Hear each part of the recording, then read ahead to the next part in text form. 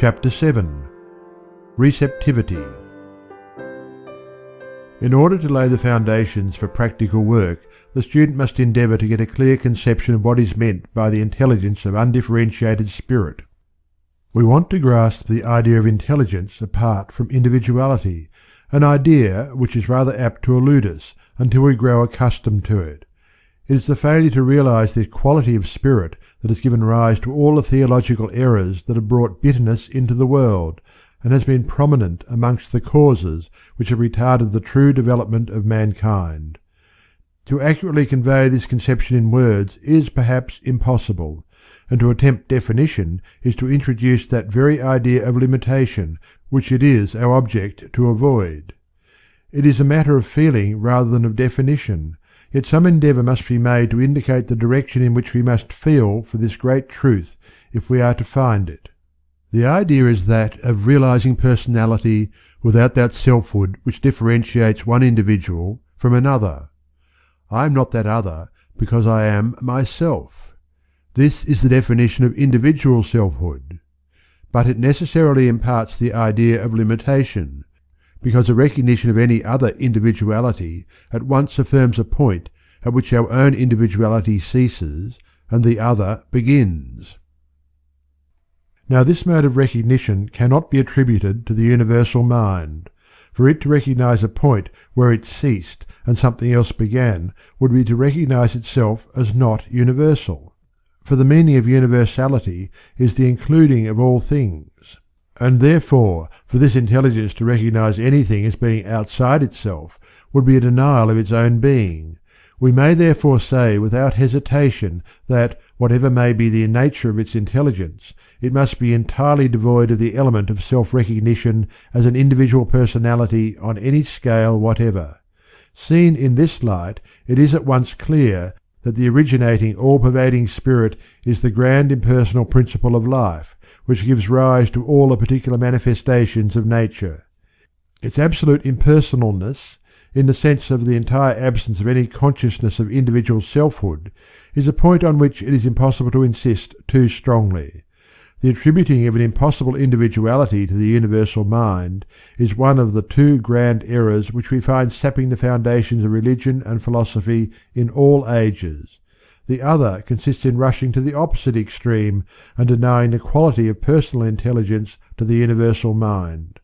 The answer to this error remains, as of old, in the simple question: He that made the eye, shall he not see?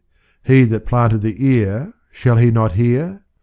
Or to use a popular proverb, you cannot get out of a bag more than there is in it.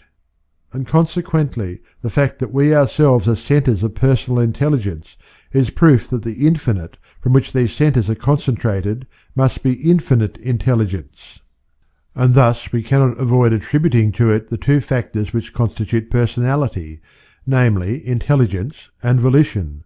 We are therefore brought to the conclusion that this universal diffused essence, which we might think of as a sort of spiritual protoplasm, must possess all the qualities of personality without that conscious recognition of self which constitutes separate individuality. And since the word personality has become so associated in our ordinary talk with the idea of individuality, it will perhaps be better to coin a new word and speak of the personalness of the universal mind as indicating its personal quality apart from individuality.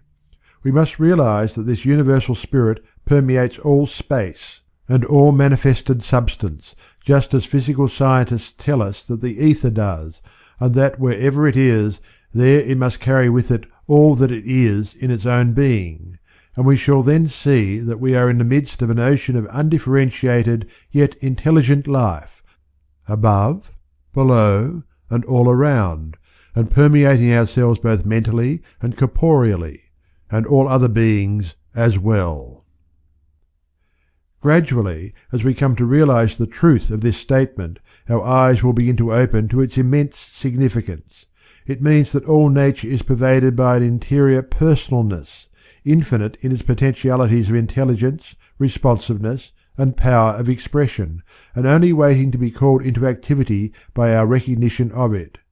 By the terms of its nature, it can respond to us only as we recognize it. If we are at that intellectual level where we can see nothing but chance governing the world, then this underlying universal mind will present to us nothing but a fortuitous confluence of forces without any intelligible order.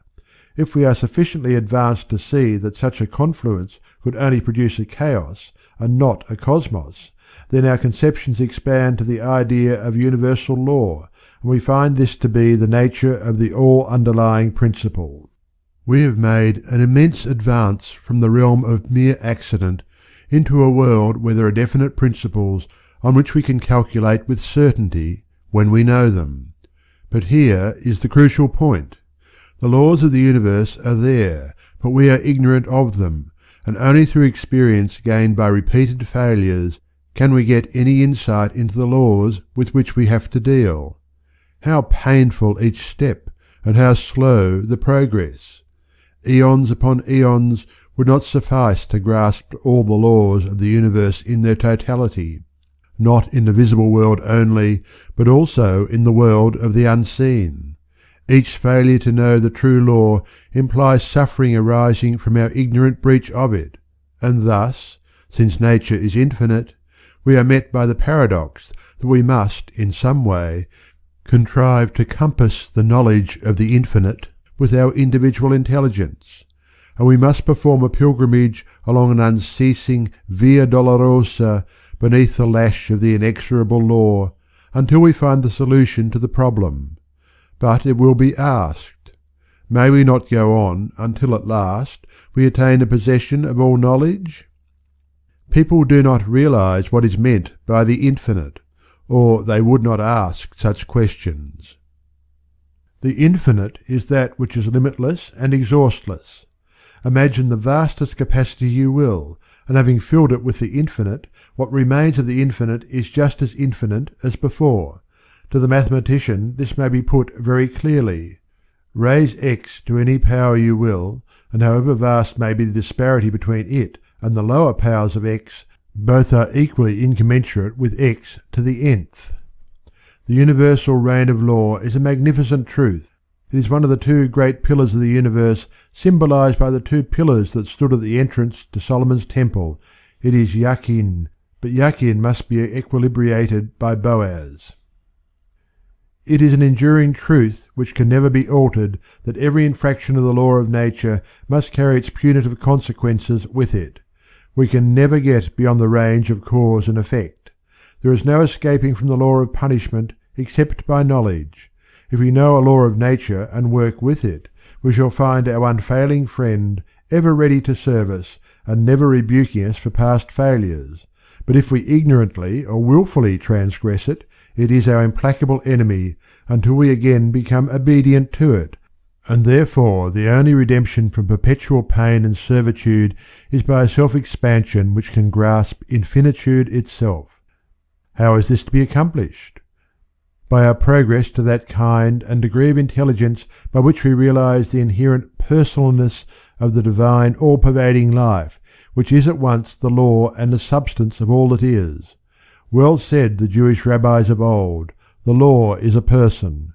When we once realize that the universal life and the universal law are one with the universal personalness, then we have established the pillar Boaz as the needed complement to Yakin. And when we find the common point in which these two unite, we have raised the royal arch through which we may triumphantly enter the temple. We must dissociate the universal personalness from every concept of individuality. The universal can never be the individual. That would be a contradiction in terms. But because the universal personalness is the root of all individual personalities, it finds its highest expression in response to those who realize its personal nature. And it is this recognition that solves the seemingly insoluble paradox. The only way to attain that knowledge of the infinite law, which will change the Via Dolorosa into the path of joy, is to embody in ourselves a principle of knowledge commensurate with the infinitude of that which is to be known. And this is accomplished by realizing that, infinite as the law itself, is a universal intelligence in the midst of which we float as in a living ocean. Intelligence without individual personality, but which, in producing us, concentrates itself into the personal individualities which we are. What should be the relation of such an intelligence towards us?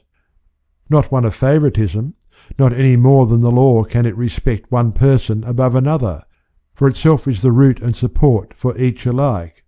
Not one of refusal to our advances, for without individuality it can have no personal object of its own to conflict with ours.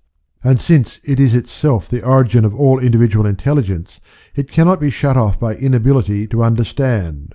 By the very terms of its being, therefore, this infinite, underlying, all-producing mind must be ready immediately to respond to all who realize their true relation to it. As the very principle of life itself, it must be infinitely susceptible to feeling, and consequently it will reproduce with absolute accuracy whatever conception of itself we impress upon it. And hence, if we realize the human mind as that stage in the evolution of the cosmic order at which an individuality has arisen capable of expressing not merely the livingness but also the personalness of the universal underlying spirit, then we see that its most perfect mode of self-expression must be by identifying itself with these individual personalities. The identification is, of course, limited by the measure of the individual intelligence, meaning not merely the intellectual perception of the sequence of cause and effect, but also that indescribable reciprocity of feeling by which we instinctively recognize something in another making them akin to ourselves. And so it is that when we intelligently realize that the innermost principle of being must, by reason of its universality, have a common nature with our own, then we have solved the paradox of universal knowledge, for we have realized our identity of being with the universal mind, which is commensurate with the universal law. Thus we arrive at the truth of St. John's statement, "Ye know all things." Only this knowledge is primarily on the spiritual plane. It is not brought out into intellectual statement, whether needed or not, for it is not in itself the specific knowledge of particular facts, but it is the undifferentiated principle of knowledge which we may differentiate in any direction that we choose. This is a philosophical necessity of the case, for though the action of the individual mind consists in differentiating the universal into particular applications, to differentiate the whole universal would be a contradiction in terms. And so, because we cannot exhaust the infinite, our possession of it must consist in our power to differentiate it as the occasion may require, the only limit being that which we ourselves assign to the manifestation. In this way, then, the recognition of the community of personality between ourselves and the universal undifferentiated spirit, which is the root and substance of all things, solves the question of our release from the iron grasp of an inflexible law, not by abrogating the law, which would mean the annihilation of all things, but by producing in us an intelligence equal in affinity with the universal law itself, and thus enabling us to apprehend and meet the requirements of the law in each particular as it arises. In this way the cosmic intelligence becomes individualized, and the individual intelligence becomes universalized. The two become one, and in proportion as this unity is realized and acted on, it will be found that the law, which gives rise to all outward conditions, whether of body or of circumstances, becomes more and more clearly understood, and can therefore be more freely made use of, so that by steady, intelligent endeavour to unfold upon these lines, we may reach degrees of power to which it is impossible to assign any limits. The student who would understand the rationale of the unfoldment of his own possibilities must make no mistake here. He must realize that the whole process is that of bringing the universal within the grasp of the individual by raising the individual to the level of the universal, and not vice versa. It is a mathematical truism that you cannot contract the infinite, and that you can expand the individual, and it is precisely on these lines that evolution works. The laws of nature cannot be altered in the least degree, but we can come into such a realization of our own relation to the universal principle of law that underlies them, as to be able to press all particular laws, whether of the visible or invisible side of nature, into our service, and so find ourselves masters of the situation. This is to be accomplished by knowledge, and the only knowledge which will effect this purpose in all its measureless immensity is the knowledge of the personal element in universal spirit in its reciprocity to our own personality. Our recognition of this spirit must therefore be twofold, as the principle of necessary sequence, order, or law, and also as a principle of intelligence, responsive to our own recognition of it. End of chapter 7.